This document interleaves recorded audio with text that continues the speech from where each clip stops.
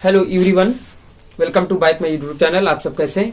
आइएगा आज देखते हैं कि चतुर्भुज में लास्ट एक्सरसाइज है 13.4 के लास्ट क्वेश्चन यानी 17 से 20 ये लास्ट ही क्वेश्चन चल रहे हैं। ये पढ़ने को मिलेगा जैसा पिछली क्लास में आप सभी लोगों ने सीखा था कि 16 नंबर तक क्वेश्चन आप लोगों ने सीख लिया था। तो आई होप कि आप लोग अच्छे से सीख लिए होंगे। आज इस पे चलते हैं, ठीक है। अगर आप लोग मेरे चैनल पे नए हैं तो मेरे चैनल को सब्सक्राइब कर लीजिएगा और साथ में बेल प्रेस कर दीजिएगा और लाइक करते रहिएगा और ज्यादा से ज्यादा शेयर करें, ठीक है। अब आइएगा अपने क्वेश्चन की ओर बढ़ते हैं। चतुर्भुज पहला क्वेश्चन लिखा है यानी 17 नंबर क्वेश्चन मैं पढ़ रहा हूं। देखिएगा कि एबीसीडी एक समचतुर्भुज है। हमने लिख दिया कि एबीसीडी समचतुर्भुज है जिसके विकर्ण एसी और बीडी है। ओके, कह रहा कि विकर्ण एसी कोण ए व कोण सी को तथा विकर्ण बीडी कोण बी व कोण डी को समद्विभाजित करते हैं। समद्विभाजित का मतलब समान भागों में बांटना होता है। यानी जो विकर्ण एसी है इस कोण को समान दो भागों में बांट रहा, इसको भी समान दो भागों में बांट रहा, उसी प्रकार बीडी भी बांट रहा। तो पहले हम लिखते हैं सिद्ध करना में कि बी ए सी ये वाला कोण क्या लिखेंगे बच्चा, बी ए सी बराबर सी ए डी, ठीक है। तथा इसको लिखो ए सी बी, क्या लिखेंगे, कोण ए सी बी बराबर कोण ए सी डी। ओके, बात समझ में आ गई। अब यहां फिर लिखेंगे तथा इसको लिखेंगे, ठीक, क्या लिखेंगे, ए बी डी बराबर डी बी सी तथा उसको लिखिएगा इस वाले कोण को आप ध्यान से समझिएगा कि ए डी बी बराबर सी डी बी। बात क्लियर हो गई। अब एक काम करिएगा, त्रिभुज आप ले लीजिएगा, दोनों त्रिभुजों में लगाते हैं। त्रिभुज एबीसी और त्रिभुज ये वाला ले लीजिएगा एडीसी, एसीडी या एडीसी। एक ये वाला त्रिभुज लिया भैया, ध्यान से समझो, ये वाला, ठीक है। एक त्रिभुज ये वाला ले लिया। ओके बच्चों, आइएगा आप समझते हैं। आप देख सकते हैं कि आपको देखना यह है कि चारों भुजाएं बराबर है तो दो दो भुजा बराबर दिखा देते हैं। ये वाली भुजा इसके बराबर दिखा देते हैं। तीन बातें आपको लिखनी है, ए बी बराबर सी डी, ये वाली इसके बराबर दिखा देते हैं। क्या आ जाएगी कि ए डी बराबर बी सी, ए डी बराबर बी सी। बच्चों ये आपका उभयनिष्ठ हो जाएगा, एसी जो है उभयनिष्ठ हो जाएगा। और जब उभयनिष्ठ हो जाएगा तो भैया दोनों त्रिभुज क्या कर देते हैं, सर्वांग सम यानी सभी अंगों से बराबर लिखेंगे। इसलिए ए बी सी उभयनिष्ठ है, सर्वांग सम ए डी सी से। ओके, अब इसलिए जब सभी अंगों से बराबर हो गया तो ये वाला कोण इसके बराबर, ये वाला कोण इसके बराबर। क्या लिखेंगे, कोण बी ए सी बराबर कोण सी ए डी, यहां लिखेंगे तथा कोण ए सी बी बराबर कोण ए सी डी। अब यहाँ पे क्या दिखा सकते, इसी प्रकार यार इस बार ये वाला त्रिभुज ले लीजिएगा, ये वाला तो ये वाला हो जाएगा, तो इसी प्रकार इसको दिखा देते। क्या दिखाएंगे, ए बी डी इसी प्रकार लिखना भैया, ठीक है, समझ जाना। ए बी डी बराबर कोण सी बी डी तथा फिर कौन सा दिखाना, ये ए डी बी बराबर कोण बी डी सी। आ गई बात समझ में बच्चों। ये आपका क्वेश्चन नंबर 17 है। इसके बाद नोट कर लीजिएगा, फिर आगे हम 18 नंबर क्वेश्चन में चलते हैं, ठीक है। नोट करिएगा फटाक से बच्चों। ये आपका 18 नंबर क्वेश्चन लिखा है। देखो लिखा क्या है कि सिद्ध कीजिए कि चतुर्भुज की सम्मुख भुजाओं के मध्य बिंदुओं को मिलाने वाले रेखाखंड परस्पर समद्विभाजित करते हैं, ठीक है। तो ध्यान दीजिएगा, जैसा कि हमने चित्र बना लिया है, आपका को चित्र ये बना लिया है। उसके बाद मध्य बिंदु आपके ये लिखे हैं, मध्य बिंदु बच्चा ये लिखे हैं। मध्य बिंदुओं को रचना में यही लिखना कि आपस में मिलाया, यानी A B B C C D तथा डी ए को मिलाया। इसमें लिखना है कि ए कामा बी कामा सी कामा डी क्रमशः भुजाओं P Q Q R R S तथा एस पी के मध्य बिंदु हैं। ए सी बी डी को ओ बिंदु पर मिलाया है, ठीक है। उत्पत्ति में क्या लिखना है देखिएगा, त्रिभुज पी क्यू आर ले लीजिएगा आप। त्रिभुज पी क्यू आर में आप जानते हैं कि ए बी और बी लिखोगे बिंदु ए और बी भुजाएं पी क्यू और आर क्यू के मध्य बिंदु हैं। क्या लिखोगे? आर क्यू के मध्य बिंदु है बच्चा, समझे? ये इसका मध्य बिंदु, ये इसका मध्य बिंदु है, और जब मध्य बिंदु होते हैं तो ये वाली रेखा इस रेखा के समांतर हो जाएगी। यानी क्या लिखोगे कि ए बी समांतर पी आर हो जाएगी। त्रिभुज आप ले लीजिएगा यस पी आर में, ठीक है। इसी प्रकार लिखोगे तो ये वाला इसके समांतर हो जाएगा, यानी सी डी समांतर पी आर। समीकरण 1 समीकरण 2, ठीक है। अब समीकरण 1 व 2 से समीकरण 1 व समीकरण 2 से, ठीक है, तो देखिएगा कि ए बी समांतर सी डी हो जाएगा, ठीक है। जब सी डी हो जाएगा तो आपका चतुर्भुज ए बी सी डी बन जाएगा, यानी कौन सा? समांतर चतुर्भुज। समांतर चतुर्भुज ए बी सी डी है।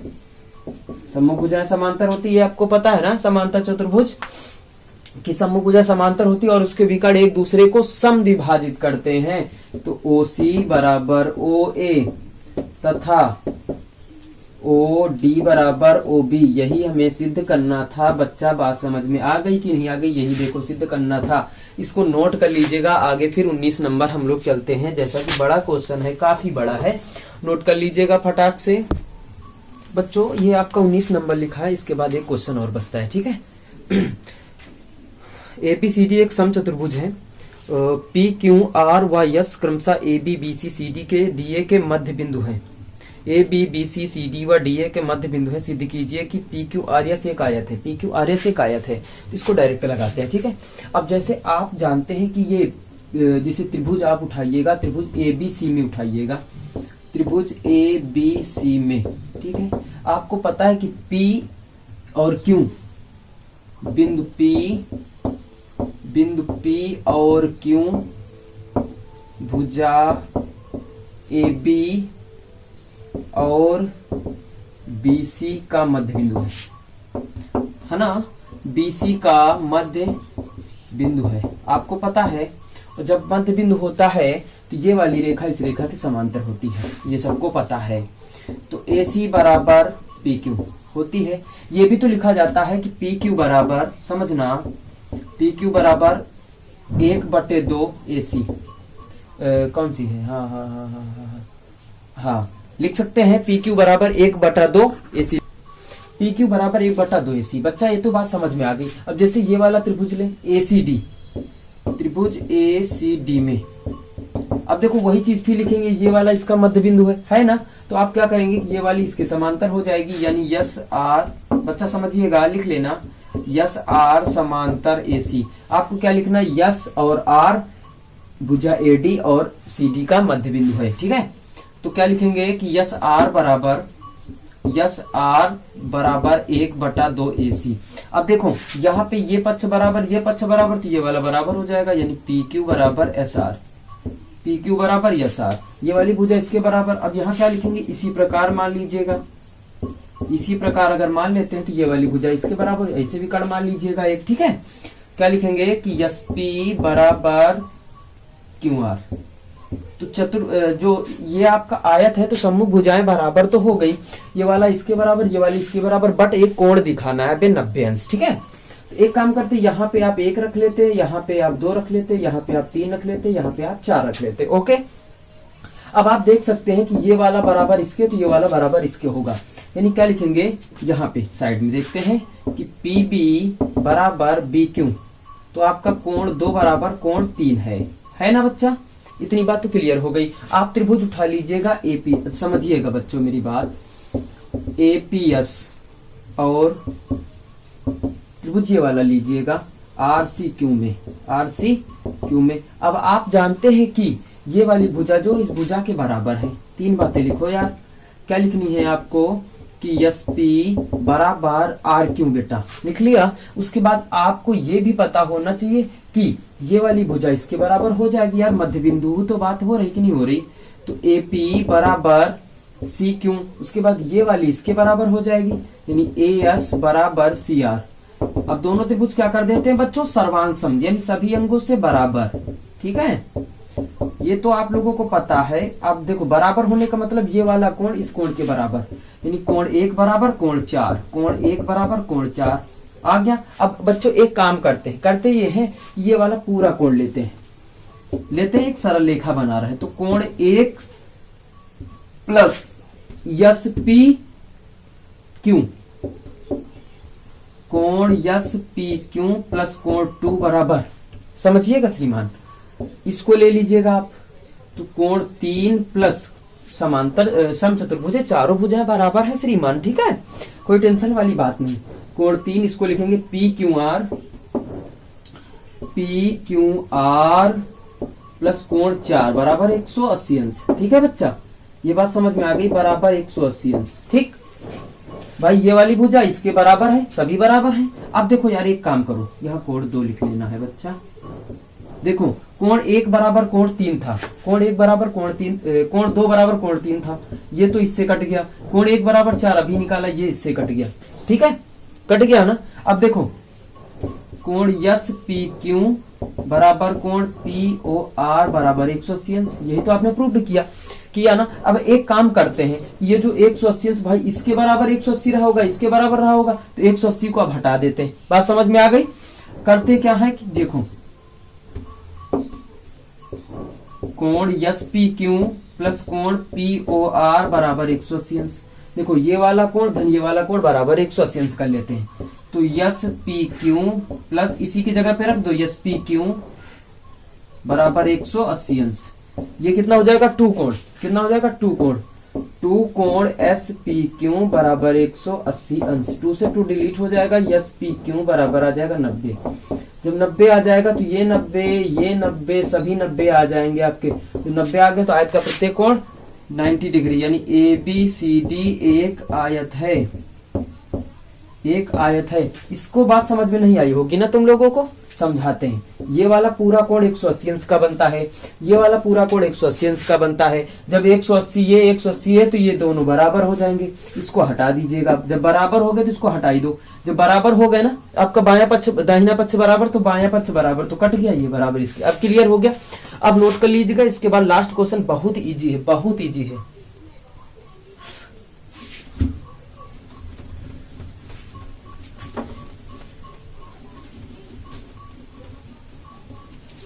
लास्ट क्वेश्चन देखते हैं 20 नंबर, ठीक है।